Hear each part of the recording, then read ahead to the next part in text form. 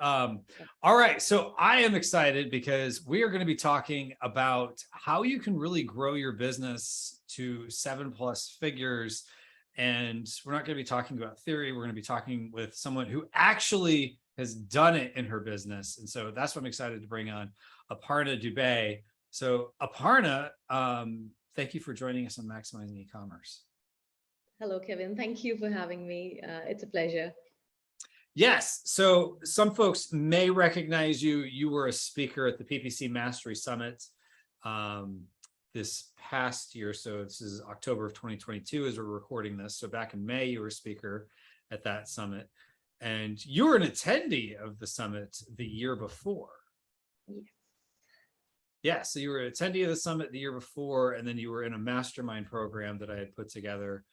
And Yes. we've just kind of kept in touch over time, and you've really grown your business into something that, I think most people are aspiring to. So I just really wanted to have a conversation digging into like kind of your backstory and how folks can also apply what you've learned along the way. So let's just start at the beginning. Who are you and how did you get into this business? All right, let's start from there. So I'm Aparna Dubey. I am a mom, an engineer, turned entrepreneur. So if we would like to call it that way. Yeah, so it's been about 6 years. I've been into Amazon as an Amazon seller, and that's a Mhm. full-time thing that I do. I always started it like that. Yeah, I had a couple of private labels. Now I'm, like frilling it down to just one. And yeah, I sell in North America and now Europe. Okay. So Well, yeah, that's awesome. basically about it. What made you decide to get into this from engineering? It's interesting. Actually, I never thought I would be a business, will be in business. We just moved to Canada. I'm an Indian. I was born and brought up in India. And in Mhm. 2012, we moved to Canada. And that's when I came to know that I'm expecting my Mm. first child. And so there were too many variables happening, right? New country, new place. So I just thought maybe, I should stay at home with my kids. And that's how it started. I started from food blogging because, I thought I'll stay at home. And a couple of weeks later, I thought I need more. And I thought, okay, let's explore food blogging just for fun. Turns out it takes a lot of work to be a food blogger and to be good at it. And Okay, that's so you started looking into various things you could be doing as opposed to going in with a slide rule or whatever they do in engineering to so do I was engineering stuff. yeah, I was into a software company as a quality manager. Oh, So okay. basically, you do software audits and stuff like that. So, yeah, no, the reason for me to go online was only to get a little more food for thought than, the regular things at home. And my husband was traveling a lot, so I didn't have much to do, and I didn't know anybody here in Canada. So, Got it. just to So get you're people somewhat busy. looking for something to do that would be profitable. You tried food blogging. You realize you don't just throw words up on a page and you're a 7-figure blogger right Yeah, away. no, actually, I wasn't thinking of making money out of it. It was more Oh, for okay. just Okay. But then in the process, I realized that how people are actually making a living out of it and a handsome one. And then I thought that why not? But it wasn't easy and it was a constant work. So I thought it's like, it turned out that it's like a job, but for myself. You're Hmm. still a 9 to 5. And this was the reason which, made me thinking about passive income. And it was a long time, like it's about 3 years down, like 13 to 16. So in 16 I discovered Amazon. Actually started thinking of a juice label, like a juice brand, which would be Okay, so you're nutritious. you're staying in the food niche, so to speak. Yeah. At least initially, your thoughts were. Yeah, and it was just like, I didn't even know about Amazon at that time. I thought that if it is a product, okay, it will take some work in the beginning, but eventually it becomes passive. And that was the idea behind. And while doing a lot of it, I thought that maybe it's too much work and you have to get out of the house to actually make things happen, which was not my case in that scenario because I had a 2-year-old, 2.5-year-old, and I did not want to send him to crèche for the whole day. So yeah, and during this process, I still was looking for. So now I had my criterias in place, right? It has to become passive in a while. It should be flexible on the timings, and it should be online. So it should not need me to get out. These were the criterias. Go on YouTube, the amazing world that we are living in, internet, you have access to everything.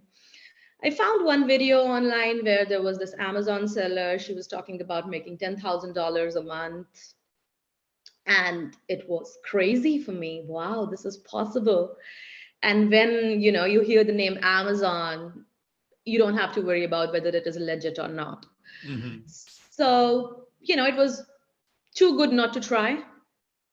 And then that's what I was doing for next many months, just researching. So all my chores, everything when I was doing other than being with my kids, is that I had my headphones on and I was listening to somebody or the other on Amazon, what they are doing, how the product research happens, and all of that. In fact, I actually started with the $1 million case study from Jungle Scout. Oh, from Jungle Scout. Uh-huh. Yeah, in 2016, it was already an year old, but that's the study I followed. And my cue was when he said that take action, not just go through it. Mm-hmm. Mm-hmm. And I decided to. Okay, And so it's you're just, actually applying what you learned, which, as we learn in yeah, business, that's what you kind of have to do. yes. Yes. So, yeah, and I did start looking for suppliers and so on and forth. And like, I think 17 first quarter or so, my first product came in. Mm-hmm. So I was a little slow because I was actually, so it's already been 4 years. I've told you about my 4 years of my life already because my daughter was born in 16 November. So my second child was born. Mm-hmm. And yeah, but so it was a little slow, but it was going on. And so that's how I launched my first product, which was a fail. Okay, so the first one didn't work out. Okay. No, I ordered 150 units. It was a craft kit for kids. I Okay. innovated too much. I, just tried like, I went by the book, ticked all the boxes, but, still there Fits in was a something. shoebox, Yeah, whatever. yeah, yeah. Shoebox thing. Not, I did not, there were quite a big players and a lot of reviews, and I was too scared to advertise and so much more. Mm. So yeah, so this is the first product. I ordered 150 units and disposed 80. Sold somehow at Oh, got 80% it. So you didn't even discount. sell out of them. No, no, no, no, no. I had to Okay. dispose about 80 units. I had to sell them at 80% discount and all of that. And this could Now, were have you been were you selling these on Amazon Canada or Amazon US? US, US. US. Okay. I was living in Canada, but I was selling in the US. Mm-hmm. So yeah, and then so this did not go through. However, I did realize that it is actually a legit opportunity still, after all of this, because I was surrounding myself with people in the Amazon, Facebook groups where these Mm-hmm. sellers hang out and stuff. You're like, wait, people are So, actually doing this. Yeah. yes, people are actually doing it and it is actually working. And I missed a little bit of it, so, but now I am these many mistakes wiser to Mm-hmm. do it the second time. And yeah, and that's what, in fact, yeah, so this is what, then I tried the second product, but in Canada only this time, because Mm-hmm. I wanted to keep it smaller. And yeah, and since then I had launched about 4 or 5 new products. So the second one worked. It was a very small, like it was a 12.99 product, not a Mm. very expensive one. So, but it was making profit. It was Okay. doing fine for itself. And then this was actually a product line that I started after this, which was called Seed, which was a zero waste product line. Mm-hmm. I tried many products in it. They did well, not bad. But I think Canada itself is a very small market. And, to be profitable, because I was air shipping everything, Mm. the amounts were so small and sea shipping just did not make sense at that time. So yeah, and then once I started another product line and moved to US, the story changed altogether. And yeah, it's been going on since then. Okay, so you switched product line. So the first one didn't work. You switched product line. Yeah, it did work. It was just not profitable enough to keep investing in it because it was Mm. more work and, the margins were like 5%-ish or so. Oh, So, yeah. There's not much meat on that bone. yeah, so after everything, you were making 5%, but, I thought, There's still not much meat on the bone. exactly, exactly. So Um, I thought it better do something else. okay. And then, So are yeah, you now on number 3 product line? You had the yeah, one that you sold about 70 out of 150. You had yeah, another yeah, yeah. So one this is with number three. 5% margins. And then now you're on the one you're on now. When did you It, start that? this is actually number four because I had two in parallel. There was a beauty thing also going on in Okay. parallel. But what you're So, doing now, we'll call it mhm, 4.0. yeah, You didn't give up after 1 and 2, 3 at the same time. no, Then you got to 4.0. So, okay. So when did you start 4.0? 18. 18 is when I started in Canada, 2018. Okay. beginning of 18 in So about Canada. 2 years after you started this journey. Okay. Yes. So the first 2 years, I made about the first year, I think I made $3,000 in profit or something. Okay. So at least something. That's not bad, Something. especially Exactly. It was liquidating half your original inventory. exactly. And so I actually remember how many times I had this conversation with my husband that should I get back to my engineering job, which will pay me so much more? And why am I even doing this? Because Mm, initially, when you're doing all of that, you're learning, you're applying, and there's so much mental work going on that it takes a hmm lot of time and energy. And I was like, is it worth it? A lot of times I was thinking that, but then hmm he just kept telling me that, just remember the S curve and there's nothing like being an engineer, a businesswoman. And hmm you're always an engineer. If not now, 2 years down the line, you can still go back to it. So don't worry about that. And that kept going. So Awesome. yeah. Okay. So you kept going. You were finding ways to make it all work. Um, what did you see was working once you got to 4.0 and it actually was working? So actually, since the first product, there was so many learnings happening, right? Okay. So, What were some of so the for learnings example, along the way? yeah, and I was sorry. What were some of those learnings along the way? Yeah, that is what I wanted to come to. Uh, so the first product, when it did not work, I first of all you did realize that the model is legit. It will work. It Hmm. just needs to Yep. be rinse and repeat and Hmm. improve it. So that's first thing. The second thing was advertising is important. It's not a cost; it's an investment, and that Mm. mindset shift was big, very very big. Hmm. And then, so by the time I was on second or third product, PPC was like my PPC used to be, a big list of keywords in one ad and, 100 keywords in that. I had no idea how to do it. I had no idea of bulk sheet optimization and stuff like Mm. that.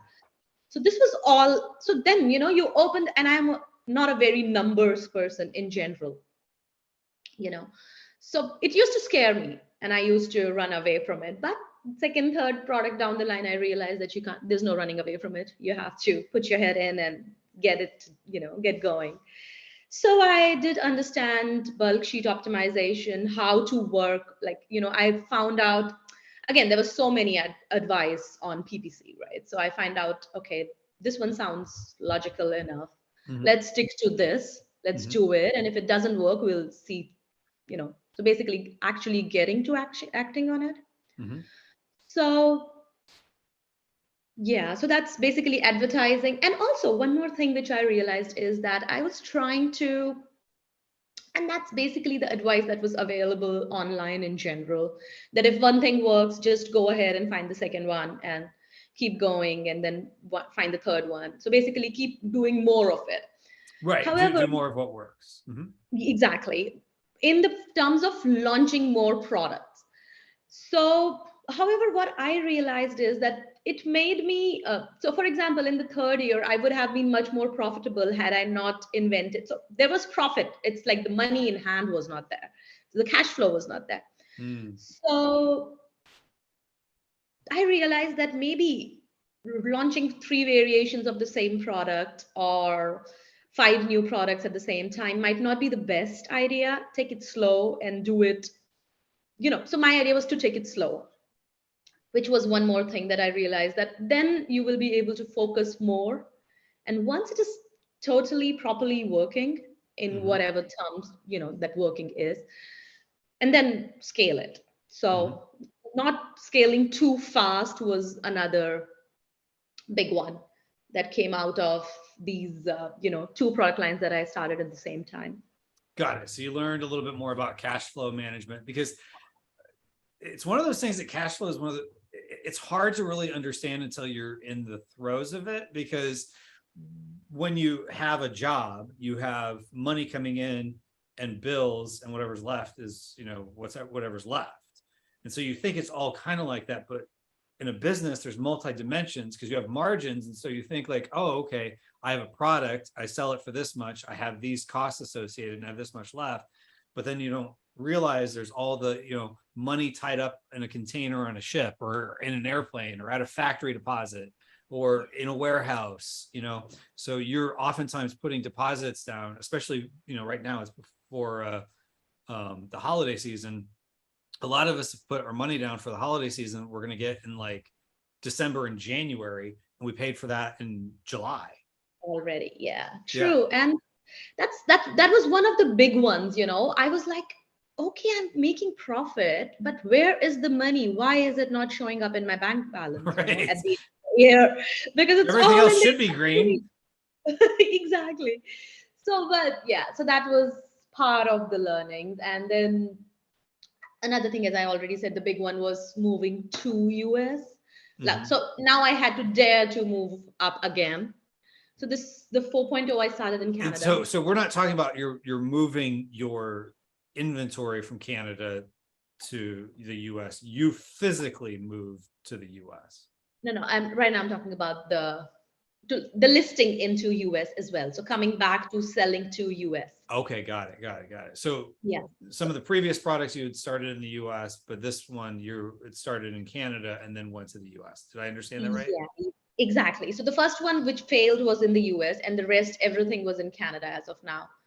And now the fourth product line, the one that I currently have and I'm zeroing down on, is it started in Canada too.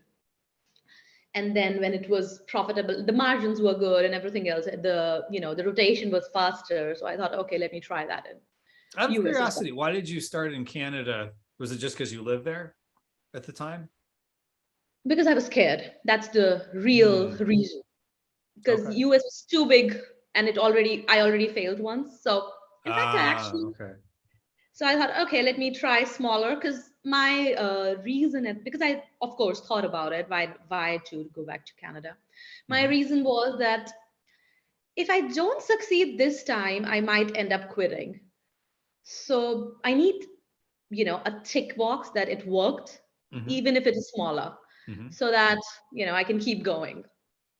Okay. So Got it. So you wanted to at least give yourself some win, something positive to make some momentum, but eventually you had to cross that chasm and go from Canada to the back to US. US to start adding products. That's an interesting conversation, because usually I have conversations with people going the opposite way. They have a product in the US and they want to expand their sales into Canada. So what's it like saying, okay, now I'm selling in Canada where there's generally less competition. Now you're going into the fire, so to speak, in the US. So Yeah. walk us Um, through that. So Canada's volume of the business is, of course, like four times in US, but the competition as well, right? However, this product was like there was actually no competition because I came up with this product. It was actually a package. Okay. So the product was not available as that package as of now. So it was a sudden hit. It was already a hit in Canada, so and it actually showed the same response, in fact, a better response in US.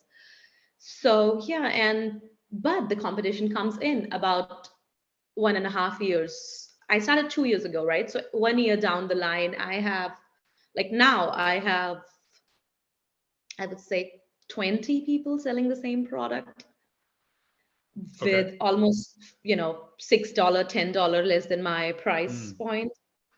So, okay. So if you have and I'm assuming when you say the same product, it's something pretty similar if the customer is looking on the search results page, Yeah, no, yeah, it doesn't look exactly the same, but but pretty pretty close. similar. So how do Yeah. you differentiate it being at a higher price point? So there are With quite you a don't few have to things. get into the specifics of the product itself. Yeah, yeah, yeah. So when I started, I already had this in mind that, okay, this thing sells for $10, this one part sells for $15. I'm going to sell it for, say, if it is 30, I'll send it for 26, together. It still makes sense for people. But I actually kept improving it in terms of packaging, in terms of quality, and the reviews helped a lot because it was Mm. already the first mover advantage was Hmm. that there were a lot of reviews, and it's a beautiful, people love it. So I now so by the time people came in, I already had more than 1,000 reviews. Mm. So, and then I also decided not to get into that rat race of decreasing the price. Right. So when everybody was still listing at, like, say, $16, I maintained 26, or, Mm. sometimes actually I was at 23 at that time, and I made it 26, Okay. So just to, people were lowering and you increased. I just increased, yeah, to Okay. maintain that premium mindset. Was that affecting the number of units you sold, or were you? Not really. There was an initial impact, but honestly, it's been pretty steady. In fact, been moving up only since then also. It was very scary when you saw that happening, especially somebody selling exactly or pretty close to what you're selling, $10 cheaper. Mm-hmm. I have to say it was, but then I worked on, again, the mindset of abundance, that there is enough for everybody, Mm-hmm. especially when you're selling in US. Mm-hmm. There is every kind of buyer. Mm. So the buyer who's working for price, like a cheaper product, might go to them. But then there is enough for me who actually believe, who doesn't mind spending $5. See, at the end of the day, we are talking about $5, not a lot of money, right? Or $10. So the buyer who's looking for a good quality product, and, and would want to go with the reviews and stuff, wouldn't mind paying $5 more.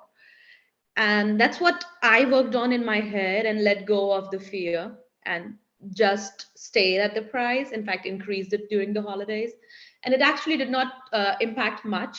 There were other issues which did impact my sales, but that was more about the Amazon listing issues and stuff, but nothing to do with I mean, I don't know, but I would like to think it is as per that. Got it. Okay. But bottom line, you said I want to go for premium versus price. And I Yes. agree. I have a lot of the products that I sell. I could lower the price, but the problem is if you're playing this game of price, and even if you lose a few unit sales at a higher price, you could still end up with more money in your bank at the end. Yeah. And cash flows helped if you're not constantly replenishing, especially for a lower price product that's trying to race to the bottom. Yes, and the thing is that, again, the learning from the back, the old things that I have done, understood that it doesn't matter how much you're selling, the profit is the point here, exactly what you're saying, right? Mm-hmm. So if you're not making enough profit, the same thing, you have to keep going, right? And Mm-hmm. you are here for profit and not for the number of sales, basically. So it should make sense. Right, exactly.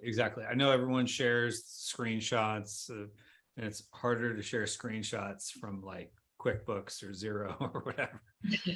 But at the end of the day, really what it comes down to is we need to be bringing in money and thinking more in a profit mindset than just top line Yeah. sales mindset, and finding Yes. ways to grow and whatnot. Um, so what advice would you have for folks who are looking to say, I'm at a certain level now and I want to level up? Um, there is a lot actually that we can do. So, for example, right now when I am, so again, one thing which is very simple is, so again, depends what you're doing. So, if you are in a particular market and you think that you're Mhm. selling, so for example, in US, if you think you're selling enough, now the amount of data Amazon provides us, we are able to see, what percentage of market share do I have, or even Heliumton gives us a lot of information, or Jungle Scout, Mhm. sorry. So, so you can find out what, how can you tap into the rest of the traffic available. Advertising can be one way. I haven't used the funnel, the impressions part, the brand advertisement and the DSP part, the display ads and the brand ads, sponsored brand ads on Amazon. But the idea here is to keep in people's eyes. That can be one thing which you can add on. You can improve your titles. There are so many levels of SEO you can do once you are listed. So this is what I'm launching a new product. So I've been again going back to the basics and going through the SEO and all of that, just because it's been a while I've launched, and just to see, refresh what's new in Okay, the so market. what would you do for a refresh? Yeah, so that's what I was saying. So for a refresh, if you have, so initial strategy of SEO is always to list for the most keywords you can. However, once you are listing for, say, 50 keywords, you can go ahead and again look into your listing and try to update your keywords in the, depending on the keywords that you're, so say for example, somewhere from 20 to 30 is what you are, the keywords that for which you are ranking between Mhm. the number 20 to 30, you can try to focus on them more and rank, and push them into the top 10s too, by increasing their frequency in your listing, in your titles and stuff like that, and your search terms. Because initially, and so increasing the frequency, the first time when you're creating the listing, the idea is to list for the most possible, and then you try to repeat less and have the maximum number of keywords in your listing, including the title and the backend, of course. The second time, so now what I'm working on for my old listings is to update the keywords in the listing, in the description, and in the title as well. Why I'm laughing about this is because I tried to do it yesterday, Okay. and Amazon decides to not let me update my title. Okay. So what has happened is that now my product doesn't have any title at the front end. Wait. Time out. Your product doesn't have a title? No. So it has at the back end, it's showing the updated title. At the front end, there is only the bullet points and the product and the images. So the images went through and the title did not. So the title change didn't go through, or there's just no title displaying on the. So that's the thing. So if the title change doesn't go through, at least the old title should show up. But Yeah, now there is no title at all. I've never heard that. That's a crazy one to watch out for. Because I yeah, to your somehow, point, like sometimes there's attribution somewhere else for that field, like the title, but not. Yeah, we'll just make it go away completely. Oh my gosh. so yeah, last year, and this is the thing that I don't know, maybe we should not try to update anything at Amazon. Just Well, I mean, you sit got. hands Yeah, off, I know you're kidding because eventually we got to update something. But yeah, of okay. course. Yeah. Yeah, and so this is one thing that was irritating me the whole day yesterday because I couldn't. All the time they come up with a response that delete your listing for 24 hours and let it refresh and come back. Right. That makes That's no the sense. best answer, like the Yeah. reboot. Oh my gosh. Okay. So um did you Anyways, reboot? we were talking about updating the listings, right? Right, but okay, but with the title though, just because this is got my attention here. Did you delete it and reboot it, so to speak? No, I just thought of waiting for, so I thought let me wait at least for 24 hours. Who knows, miracles happen. Got it. Okay, so we're still waiting at the time of this recording for hopefully a title to show up, which is Yeah, so weird. actually, I tried a partial update with Okay, the flat on a bulk. file so Yep. that, yeah, and this actually gave me a very strange error, which was nothing to do with the title, but basically it was showing two different categories. It says that what you are updating is a different category versus what is showing on Amazon, but it is not. There's definitely a catalog issue somewhere. Yeah. Somewhere. And then I wrote it to them again that, you want me to delete and come back, and I think I'll still get something like this.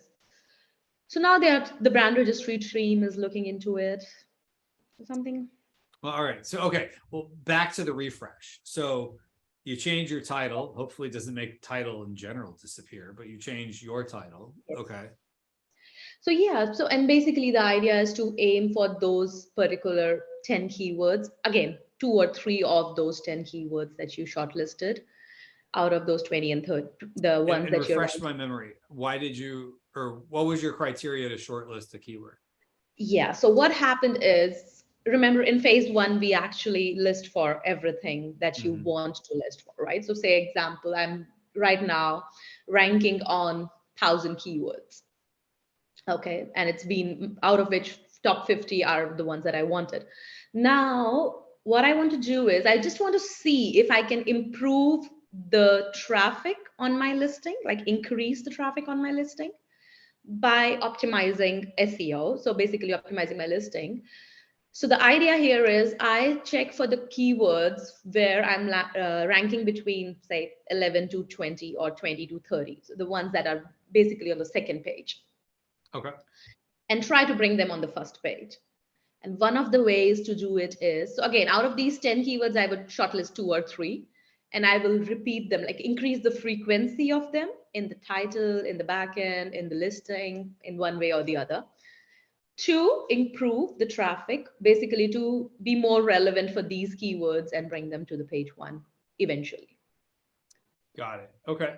So you're just looking for ways to find more keywords and give them a little bit more juice. So where are you? Yeah, I'm already ranking the juice? I'm already ranking for these keywords. I'm just pushing them to the page 1. So got it. So you're ranking maybe page 2, 3, whatever for a particular keyword. And are you putting these in your title, backend, both? Like, so title and backend, I try not to repeat. So either on title or on the backend. But if there are, say, for example, 3 and 2 make sense in the title, then the third one would go in the backend. And in the listing and description, I'll repeat them a couple of times. Got it. Got it. Yeah. And I'm sure, of course, you're doing this in a way that is not just for the bots, but for the humans to read. Of course. Yes. Yeah. Okay. So yeah, and so that's one thing. Other than that, advertising. And so this is from the point of view in the same marketplace, but also expanding to a different marketplace altogether. For example, now I'm selling in Europe, and I started this year, which is pretty good. Like, so that's easier way on.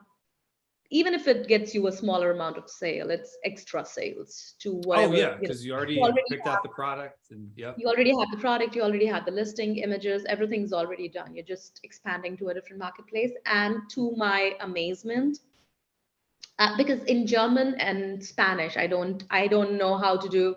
I'm still trying to figure out how to do PPC, so for manual and stuff. Or maybe I should say I've been lazy enough to not do enough research, because it's very easy. You just need to do it from Helium 10. But anyways, I have only auto campaigns going on in Germany and Spain. And this was an extra $10,000 of sale in a month, just because I dared to go ahead and do it. So that's another way of expanding.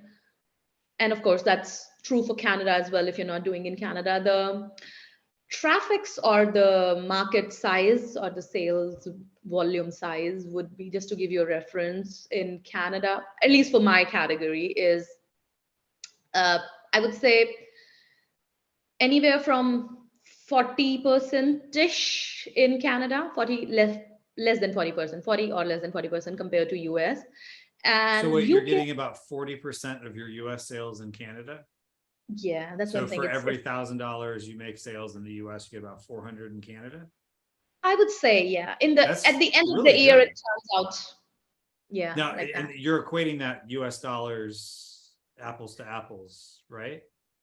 or So no, US Canadian dollars dollars apples? to Canadian. So number of units, you can say that Oh, would be number. Okay, easy. number. So it is an apples to apples comparison. Okay, Yeah, yeah. Number of got it. units would, Yeah, yeah. that's on the higher side. Now, just people have perspective. Canada is about roughly 10% of the U.S. population, Yeah. and so to Population. Yeah. get 40%, which is on the higher, usually I hear people say anywhere between 10 and 20, 30. 25%. I've heard some people in the 30s, but 40%, that's really good. Yeah. I think it's more because it's a giftable product and stuff. So holidays are big for me. Oh yeah, and well, they have holiday selling season in Canada. Even if you don't get 40% of your US sales, you're still going to get a pretty decent bump in Canada. Yeah. So So, okay, and the UK too. and UK is good. UK is better than Canada. And yeah. So UK Okay. is actually pretty good. It's almost coming, I would say 70% to US already for me. And Wow. yeah, it's going fine. If Amazon lets me do it, it will do even better. Last year, my Got it. listing was suppressed for many different reasons for a lot of months during the holiday. Hmm. So, but yeah. Okay, gotcha. Yeah, we all And deal with these challenges yes. of the So listing yeah, it's submissions. yeah. Today I was just, in a mode. I woke up in a mode like, why do I even want to do stuff more? Why don't I just sleep on this? It's already working. It's good enough. Why do I even want to improve? But Yes, but to your point, I'm sure you probably are, or you're asking yourself, why am I doing this? But if you don't work on making improvements over time, suddenly you have a older listing yeah, that's stale. yeah, it's just to put through the point that, I'm at seven figures, but it doesn't it doesn't change basically. The problems keep coming and we keep Exactly. working on it and move on, right? And there are days this will happen, like issues keep coming. And I'm having quite a few of them nowadays, something to do with stock, something, but all said and done, that's part of entrepreneurship, basically. Exactly. So, okay. So what about mindset wise for folks who are looking to, expand, not just beyond tactics and whatnot? What mindsets have helped you to make the shift to grow over time? A lot of them, so as you know, I love talking about mindset, and I think that is one of the key ingredient which differentiates. I think it's the number is 7% of the people who try every year on Amazon go to the next year, something like that. It's only 7% off, or even maybe. So Really? basically, the number of people, I'm not, don't quote me on this, but I think it's a very small number. Basically, the point is, if 100 people start on Amazon, only seven go on to the next year. Oh The wow. rest end up quitting. Mhm. So those 7% again, or So for whatever, that's everyone one. who's made it through at least a year, you're doing pretty good. Yes, exactly. And that the differentiating factor is your mindset. Hmm. So I'm sure when I lost the first product was not working, I'm sure a lot of people did not go for the second one. Mm. So the reason for me to be able to go is because I see opportunity, and also about if they can do it, I can do it. So, and that's what I have noticed. When somebody's succeeding, I feel excited. I Hmm. feel happy. So when I go to these conferences, meeting people who are doing eight figures, I met a lot of couples. I was at Amazon Accelerate last month, Oh, okay. and Got it. yeah, and there were lots of families, single person company, two people company, a small team doing eight figures. I have met like I'm working with a company who's doing hundreds of millions Mm. actually, but they started in 2008. Having said that, they're doing hundreds of millions. The point is, all of this makes me look forward to it instead of feeling, what am I doing? Hmm. And it's not today. Okay, today I have done a little bit, my share of work, and I have seen a little bit of success. But even when I was starting, it makes me feel that there is potential and you can do it. Hmm. And I think that's something which kept me going, and basically is a big mindset you know, way of thinking, basically. So some of it is just getting around other people, whether at a higher level or just because you were probably surrounded by engineers for years. Oh, But yeah. when you're in this business, it's harder to be surrounded by other people that do this because sure, you can go in a Facebook group or whatever, but that's not the same as like actually meeting people, whether face to face or at least, you know, a conversation like what we're having. Yeah. No, that's true. But also, but I mean, yes, but for the first 5 years, that was it. This is the first year I actually got out of house and met people face to face. So, yes, it is important, but if you can't do it, don't worry about it too much. You can still connect with face. Like, you need to find good groups where people Mm-hmm. sound legit. Maybe some YouTubers who you can actually see people talking, Mm-hmm. So, for example, Kevin has a very good channel. Now, a lot of people have good information coming through, but go through some information to make sure that they're actually making sense. They connect with you in a way. And yeah, and that's how I connected with people. And when I was at the Prosper show this year, it was like people coming out of the screen in front of you, and you could Right. see that, oh, they're real. Oh yeah, they have something below their chest line, you know, because you always kind of guess, like, you know, when you see people in Zoom or whatever, you just see it like basically a little bit below their shoulders and up. Whereas, you know, you meet people in person, like, oh, they have feet, like, you know. And also another thing that I realized, Kevin, once I went to this Prosper show or even this event, is that sometimes you underplay. You don't value yourself that much. When I went there, I realized that, okay, what I'm doing is not what everybody's doing, Mm-hmm. and you don't know that because you are on your own and you don't have people who you're talking to on a regular basis and stuff like you're just doing your stuff. And sometimes you realize that you're doing better than you think. That can also be a scenario when you Right, get out. exactly. Exactly. You can see how both how far you've come, but then you can also see how far you have left to go. And it Yes. becomes more real when you're surrounded by other people. And so like about a year and a half ago, you were in the mastermind group that I had put together. What made you decide to join a mastermind group like that, just out of curiosity? The same thing that we are talking about, to connect with more people. So also, I had never taken a formal training. Just once I did, actually, when after my first product failed. So I made sure I do everything to get the second one, successful in its own terms. And after that, I had never paid for learning something on Amazon other than the PPC. I did pay for that. So my point was to get into a group where people, again, to be in touch with real people, real Amazon people, and talk to them, because I did not have any face-to-face talks even in the Facebook groups, Mm-hmm. just one-sided talk. So that was the reason to get in there and to see what else is happening, because I had already done what I knew. Now what? And that's the Mm. time when I was at 600, like six figures Mm-hmm. at that time, and I was looking for, and I did not know how to go next because I was already Mm. in US. The products were selling fine, but now how to go? And if you remember, this was one of my question on the hot seat, that how to go from 6 to 7. So yeah, that was my reason to see what's happening in the group, learn from the people who seem to know, the industry, and because you have so many connections, much more. You have seen Amazon more than me. So Well, and some of that is just from getting out and meeting exactly. people and, you know, whatnot. Not everybody has to start a podcast or a YouTube channal or host a virtual summit, but some of it is just have a conversation with someone, you know. You Yeah. know, And this was people are one hungry great, to talk to other people. yeah. Now that's true. And in fact, I think if I was not in that mastermind, I don't know, maybe if I would, because that's how I know you. And remember when I told you that I'm thinking of going to Prosper show? Mm-hmm. The way you said that, no, this is the best idea, you should go for Yeah, it. yeah, yeah.